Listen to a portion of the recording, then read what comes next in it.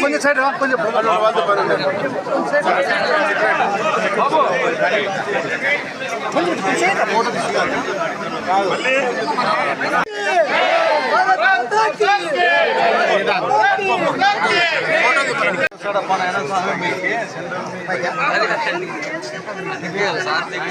నారాయణమ్మ ఈరోజు ఆమెకి ఇచ్చిన పెన్షన్ ఏదైతే పెన్షన్ పెంచి ఇచ్చారో ఈ ప్రభుత్వం చంద్రబాబు నాయుడు గారు ఇచ్చిన మాట ప్రకారం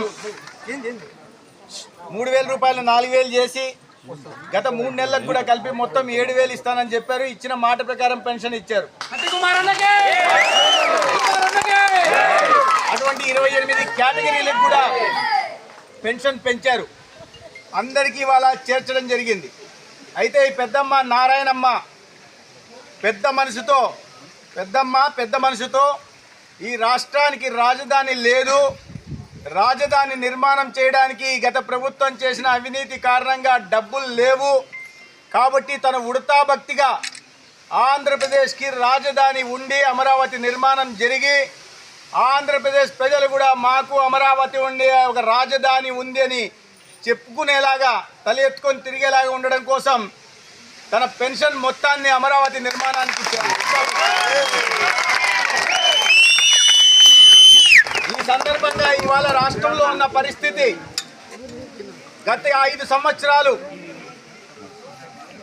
ఈ అసమర్థ పాలకుల కారణంగా రాష్ట్రంలో అన్ని వర్గాలు దెబ్బతిన్న విషయం మీ అందరికీ తెలుసు. మనం అందరం కూడా బాధితులమే. దీంతోనే మీరు ఆ ప్రభుత్వాన్ని సాగనంపి ఒక మంచి ప్రజాప్రభుత్వం రావాలని చంద్రబాబు నాయుడు గారి నాయకత్వంలో ఎన్డీఏ ప్రభుత్వాన్ని ఆశీర్వదించి అత్యధిక మెజారిటీతో రాష్ట్రంలో ఎన్డీఏ ప్రభుత్వాన్ని ఏర్పాటు చేశారు. చంద్రబాబు నాయుడు గారి ముఖ్యమంత్రి పీఠం మీద, పవన్ కళ్యాణ్ గారిని ఉప ముఖ్యమంత్రి పీఠం మీద, అదేవిధంగా మీ అందరి ఆశీర్వాదంతో ధర్మవరం నియోజకవర్గం నుంచి గెలిచిన సత్యకుమార్ మంత్రిగా కూడా చేశారు. దానికి ధర్మవరం నియోజకవర్గ ప్రజలందరికీ కూడా చేతులెత్తి నమస్కరిస్తూ నా రాజకీయ జీవితానికి ఒక పునాదిని వేసి ఇవాళ మీరిచ్చిన స్థానం ఏదైతే ఉందో ఆరోగ్య శాఖ, కుటుంబ సంక్షేమ, వైద్య విద్యా శాఖ మంత్రిగా దానికోసం జీవితాంతం మీకు రుణపడి ఉంటానని తెలియజేస్తూనే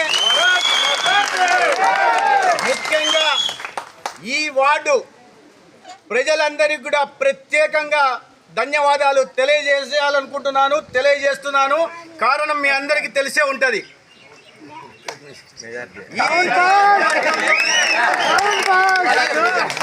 నియోజకవర్గంలోనే మొత్తం 290 బూతులలో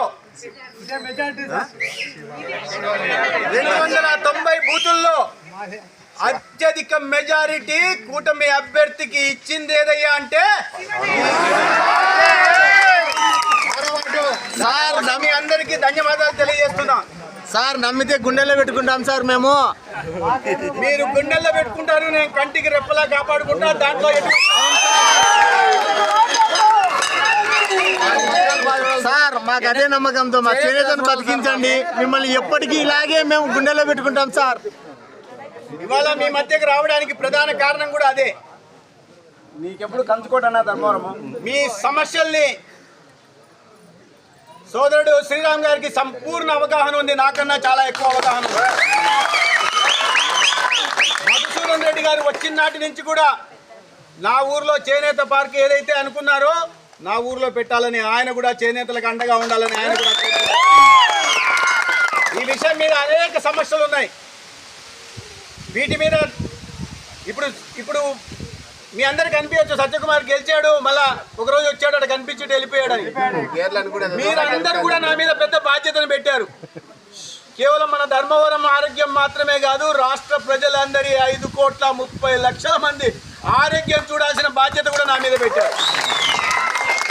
కాబట్టి మీరు పెట్టిన బాధ్యతను నిర్వహించడం కోసం, ముందుగా మంత్రిత్వ శాఖని అర్థం చేసుకోవడం కోసం, దాంట్లో ఉన్న సమస్యల్ని ఆకలింపు చేసుకోవడం కోసం, ఏ రకంగానైతే గత 5 సంవత్సరాలు ఆ మంత్రిత్వ శాఖని పూర్తిగా నిర్వీర్యం చేశారో వాటిని సర్వీస్ చేస్తూ తర్వాత మెరుగైన వైద్యం ఈ రాష్ట్రంలోని పేదలకందరికీ అందించే బాధ్యత మీరు నా మీద పెట్టారు. నన్ను నమ్మి ఈ రాష్ట్ర ముఖ్యమంత్రి నన్ను ఆ మంత్రి పదవి కూడా పెట్టారు. దీంతో మన అందరి గౌరవం ముడిపడి ఉంది. ఇది నా ఒక్కడి గౌరవం మాత్రమే కాదు, కూటమి నాయకులుగా మా గౌరవం మాత్రమే కాదు, ధర్మవరం ప్రజల గౌరవం దీంతో ముడిపడి ఉంది.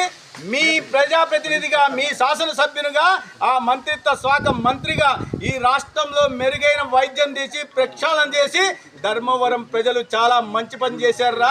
మంచి ప్రజాప్రతినిధిని ఎన్నుకొని పంపించాడు. ఆ ధర్మవరం ప్రజల ఆశీస్సులతో ఇవాళ రాష్ట్ర ప్రజలకు సేవ చేయాలనుకుంటున్నాడు, చేయిస్తున్నాడు అని అనిపించుకోవాలా వద్దా? కాబట్టి నేను మిమ్మల్ని కోరేది ఏంటంటే, ఈ సమస్యల కారణంగా నేను తక్కువ వచ్చాను. నా ఉద్దేశం ఏంటంటే, గెలిచిన తర్వాత పూర్తిగా ఇక్కడే ఉంటాం. ప్రతి వార్డుకు వెళ్ళాలా, ప్రతి గ్రామానికి వెళ్ళాలా.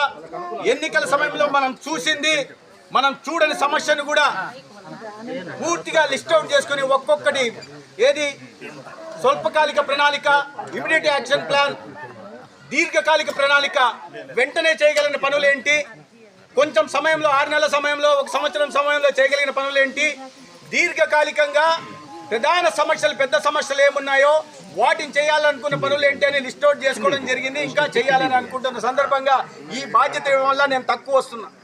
కానీ మీరు ఒకటి గుర్తుపెట్టుకోవాలా, నేను తక్కువ, రాబోయే రోజులు ఎక్కువ వస్తా. కొద్దిగా ఒకసారి అర్థం చేసుకుని రాష్ట్రమంతా తిరిగి ఆసుపత్రులకు వెళ్ళి, పెద్ద ఆసుపత్రులకు వెళ్ళి మెడికల్ కాలేజ్ నిర్మించే పని చేస్తూనే నాకు తగినంత దాంట్లో అత్యధిక సమయం ఇవ్వడానికి నేను నా సాయశక్తులా కృషి చేస్తాను, మీ మధ్య ఉంటాను. అయితే లేకపోయినప్పటికి కూడా నా సోదరుడు పరిటాల శ్రీరామ్ ఇక్కడే ఉంటున్నారు.